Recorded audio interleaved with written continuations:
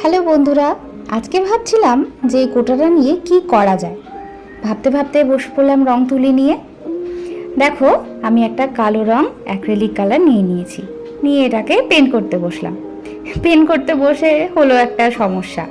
আমি বুঝতে পারিনি যে মুখটা খুলে নিয়ে করলে ভালো হতো, ধরতে সুবিধা হতো।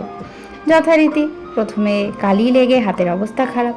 তারপর খুলে নিয়ে আস্তে আস্তে এটাকে কালো রং করে শুকিয়ে নিলাম। দেখো, দেখতে কালো করে নামার পরে এরকম লাগছে।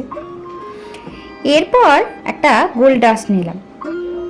দেখো, এইবার এই গোল্ড ডাস্টটা দিয়ে আস্তে আস্তে জলের সাথে গুলে নিয়ে সেটাকে তুলি দিয়ে আস্তে আস্তে একটি বাটারফ্লাই ডিজাইন করলাম। প্রথমে দিকটা খুব একটা ভালো লাগছিল না, তারপর শুকানোর পরে ঠিক সেরকম লাগলো। এবার বিভিন্ন কালারফুল অ্যাক্রিলিক কালার, যেমন ইয়েলো, কমলা রং, গ্রিন, পিঙ্ক, এগুলো দিয়ে আস্তে আস্তে ছোট ছোট দাগ কাটতে শুরু করলাম, যাতে একটু কালারফুল লাগে নিচটা। তো দেওয়ার পরে এই জিনিসটা ঠিক এরকম লাগছিল। দেখো, ব্যাকগ্রাউন্ডটা ইগনোর করো, খুব একটা ভালো নয়। জানিও কেমন লাগলো। Thank you so much for watching.